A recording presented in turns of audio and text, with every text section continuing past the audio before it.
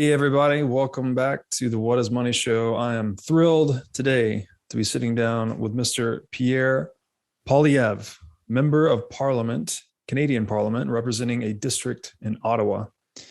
Pierre, it's been a long time coming. Welcome to the show. It's great to be on the show. I've enjoyed your show. I find it extremely informative, and my wife and I have been known to watch YouTube in your channel late into the night once we got the kids out, and so we've always enjoyed it. And I've learned a lot about Bitcoin and other monetary issues from listening to you. So I'm glad to finally make your virtual acquaintance. I hope we can do it in person at some point. Yeah, it's great to have you, and I'm really thrilled to hear you guys have been getting a lot of value out of the show. And likewise to you, you really made a splash in the Bitcoin Twitter universe when you went on a rant about what is money on the floor Right. of Parliament. Yeah, well, listen, and it was funny because it was around that time I think you were reaching out, and then I realized your show is actually called "What Is Money." I'd watched another show of yours, but basically the speech said a lot of the same things that you're saying, which is that money is a means of transporting value between people and across space and time. And sometimes, asking a first principles question like that in the House of Commons turns a lot of heads, because so often parliamentary debates are mixed up either in the minutia of a highly technical bill or in a bunch of partisan talking points that are incredibly boring and bake in a whole bunch of faulty assumptions from the beginning. And if someone stands up and says, "What is money?" everyone says, "Oh, wait a sec here, I hadn't thought of that." And I think half of Parliament wouldn't have been able to answer the question, even though they walk around with it in their pockets every day. Well, I think it's a great deed for you to be asking that question in that space. I think it is one of the most underappreciated questions in the world. When people, even like Ray Dalio, don't necessarily appreciate all the aspects of money, a guy that by all appearances has made it in every way. I think it's very important that we ask these foundational questions specifically in our forums of leadership, because how can we lead if we don't understand the foundations of things? So thank you for that. Thank you for taking that discussion. Well, I think you're right about that. In politics, the most frustrating part, Robert, is that when politicians spend money, they often have no consideration for where it comes from. Mm-hmm. I was in a parliamentary committee a while back, and the government was proposing another $7 billion expenditure, and I simply said, "Where's the money coming from?" There were about 9 senior public servants in our finance department who sat there dead silent for about 5 minutes. And not a single one of them could explain where they were getting the money to fund the program. And they have all kinds of technical explanations about how the tax system was going to deliver the money, and how what department was going to engineer it, and which public servants would be involved in spending it, and who would be receiving it. But none of them had even stopped for a second to consider that the money had come from somewhere. Mm-hmm. And my poor little daughter is crying up there right now because she's paying the debt that the government is amassing with all of this spending. But they literally, Robert, it's amazing. They literally don't even consider where money comes from. They act as though it is just theirs. And how can you perform a cost benefit analysis if you don't actually consider who pays the cost? Right. And of course, most recently, people have been paying it not just through their taxes, but through their inflation. Okay, so given that definition of money, and clearly I agree with you that it's a foundational technology to civilization, like we can't scale human cooperation without it. It's very important. But to your point, politicians discussing how to spend money, you said they're not doing cost benefit calculation. Maybe they are actually, because the cost is effectively zero To them. to them, To them. exactly, which leads to misallocation of capital, frivolous spending, et cetera.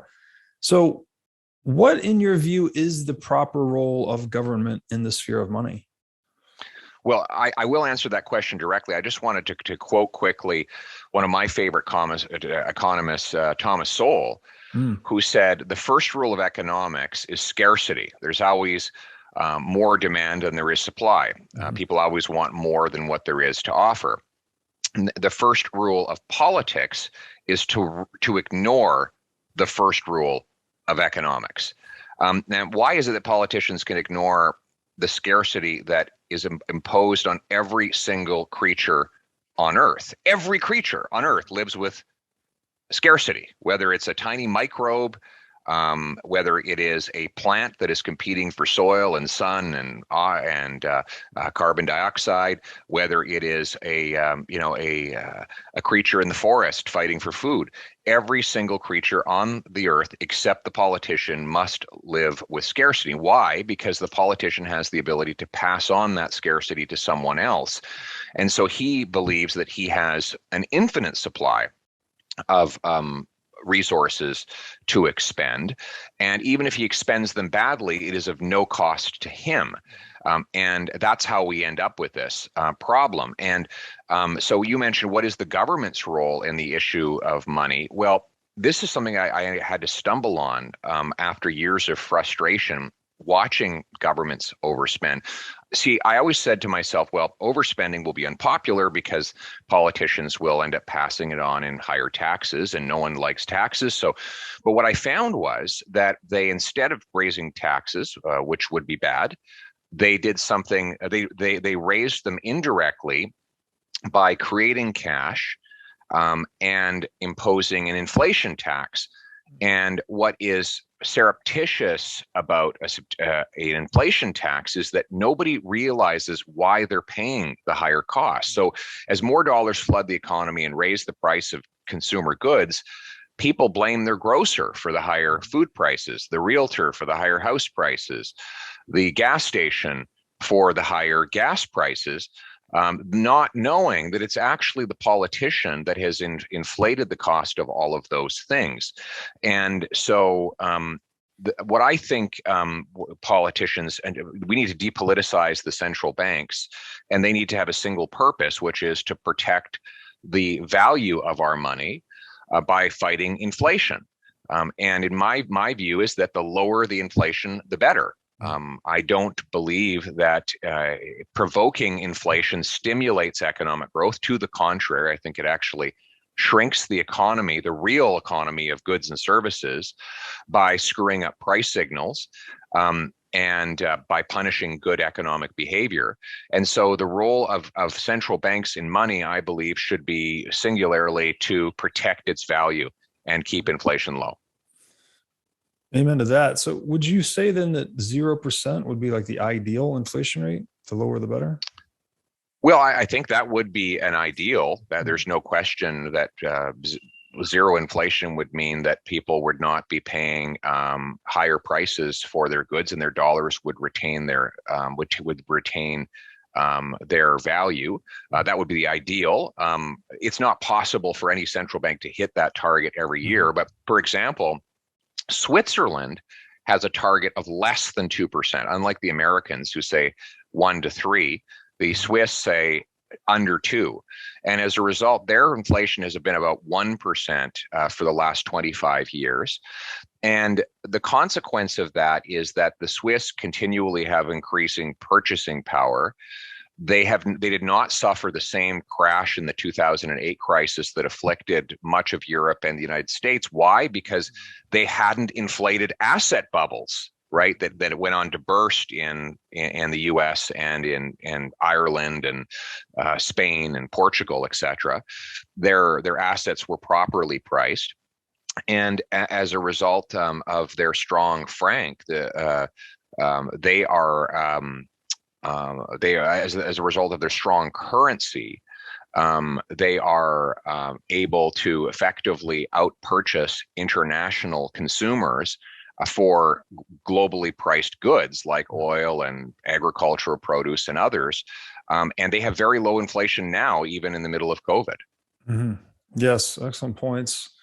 And your point's well taken that the blame sort of gets mitigated, right? When prices are rising, presumably government gets at least plausible deniability to blame the greed of the Yes. gas station or whatever merchant instead of the actual problem, which is monetary debasement. Yes, Um, exactly. It's a sneaky tax, yeah. and it is. I argue it's almost an illegal tax because in our parliamentary system, which the Americans have more or less have adopted in a certain way, you cannot tax what the people have not approved in Mhm. our British parliamentary model, and you have that in the States, right? Every Mhm. tax has to go through Congress. Mhm. So what inflation does is it allows presidents, prime ministers, kings, dictators, etc., to basically break that 800-year convention that goes back to the Magna Carta of Mhm. 1215.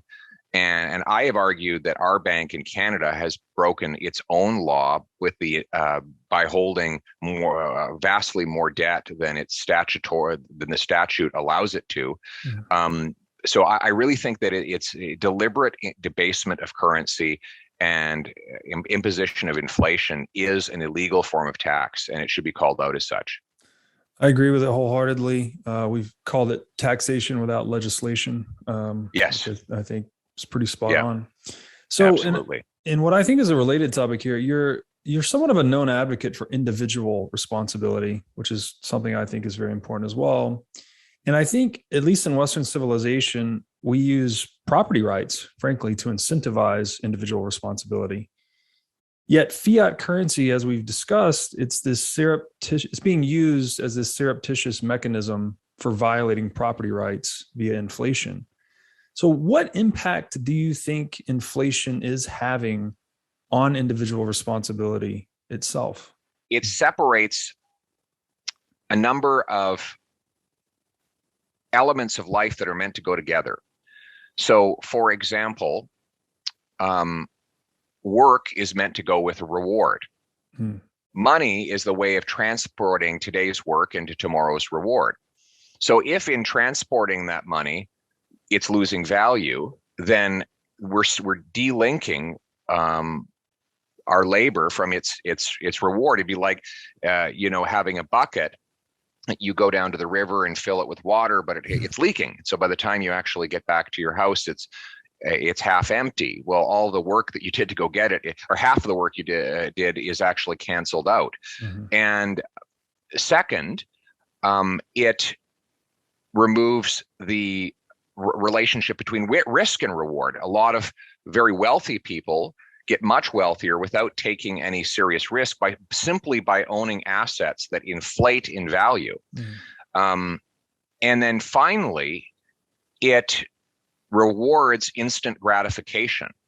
Mhm. If dollar and it punishes delayed gratification. We want to encourage people to have delayed gratification, to be responsible, and say, I'm going to put off the pleasure of the moment in order to have a greater reward down the road by building up a surplus Mhm. through my labor. Well, if that surplus is constantly evaporating by inflation, then your incentive is to instantly spend it. So Milton Friedman, the classical economist, he said, he was asked once in a public forum, um, what should I do with my money in times of inflation?